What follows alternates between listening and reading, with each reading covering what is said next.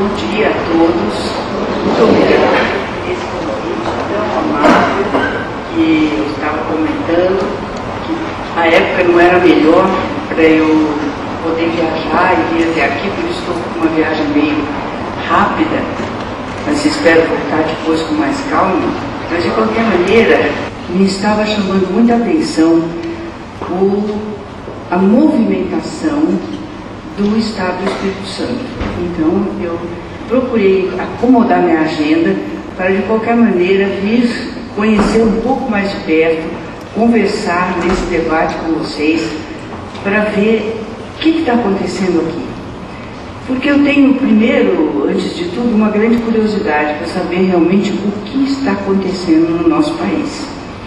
E fiquei desafiada pela proposta dessa discussão, o folheto da proposta dessa discussão, que falava em desafios da contemporaneidade.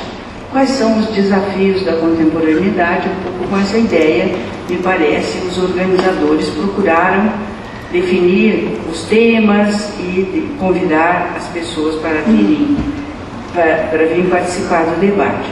Isso foi para mim também um desafio, porque eu acho que este ponto é um ponto fundamental e que nós devemos sempre parar um pouquinho para procurar uma visão um pouco mais objetiva sobre o nosso país. E é por isso que eu gosto de visitar todas as regiões e em todas as oportunidades que eu tenho. Porque eu acho que o mundo contemporâneo, a característica fundamental do mundo contemporâneo é a rapidez da mudança. Mudança sempre houve, todas as sociedades sempre mudaram, mesmo as sociedades indígenas, elas mudam, não há sociedades paradas. Mas a rapidez com que essa mudança acontece dá características absolutamente diferentes para algumas sociedades. E eu acho que nós temos, no momento, no mundo ocidental em geral, e em certas partes, algumas estão paradas, mas outras partes do Brasil estão sofrendo um processo muito grande e rápido de mudança. Mas essas mudanças, em geral, trazem também uma visão muito fragmentada de tudo que está acontecendo. Acontecem muitas coisas em muitas áreas e a capacidade que todos nós temos de organizar esse conhecimento é pequena. É pequena porque são acontecimentos, às vezes, contraditórios em áreas muito próximas. E eu acho que a nossa sociedade ocidental é uma sociedade que olha para o progresso, que tem história, que pensa na sua história, que pensa na mudança e acredita no progresso. Então, agora, isso tudo está se tornando assim, tão rápido, o próprio progresso tem uma rapidez tal, e agora estou me referindo ao progresso tecnológico, que nós estamos meio sem capacidade de juntar as partes de tudo isso que está acontecendo. Ontem mesmo, jantando aqui, muito agradavelmente, entre amigos e comendo uma moqueca capixaba, nós estávamos comentando sobre as mudanças aqui em Vitória, não é? E as pessoas dizendo, não, quando eu era menino, isso era assim, e depois ficou assado, e como que essa coisa foi mudando. Nós todos temos uma história de vida que nos mostra que com grande rapidez as coisas mudam. Não mudam só no panorama urbano, no cenário urbano, não só também nas novas tecnologias, mas tudo isso se reflete na nossa vida cotidiana, nos nossos valores, na nossa maneira de estar dentro da sociedade. E eu acho que a gente pensa pouco sobre isso. E aqui no Brasil, apesar desta valorização da mudança, de tudo que se move, de tudo que avança, etc., que nós temos, quando essa dinâmica é muito rápida, é difícil construir um quadro conceitual para explicá-la. E então nós sempre recorremos a modelos mais antigos, nós sempre estamos olhando com um olhar do passado, uma realidade do presente. Eu acho que nós estamos vivendo um momento, claramente, em que isso está acontecendo, e um pouco como eu aceitei o desafio que me estava proposto de discutir o desafio da contemporaneidade, eu acho que é um momento importante para nós pensarmos isso.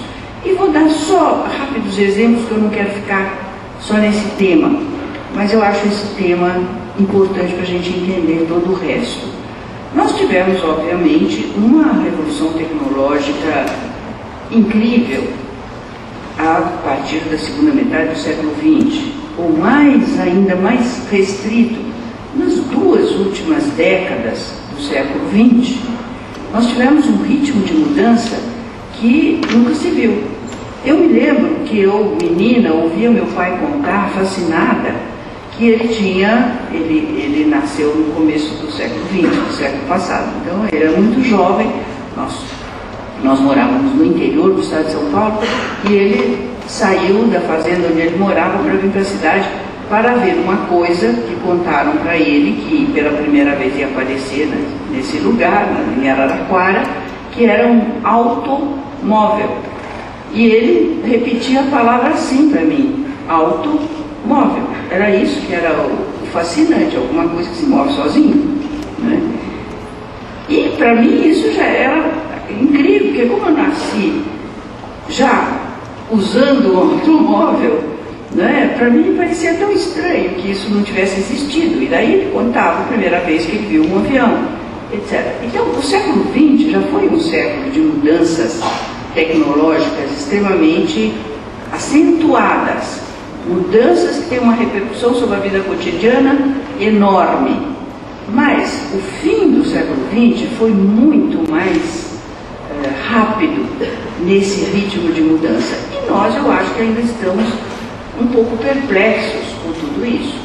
Basta nós pensarmos que o computador é uma coisa que começou a existir nos anos 50, 60.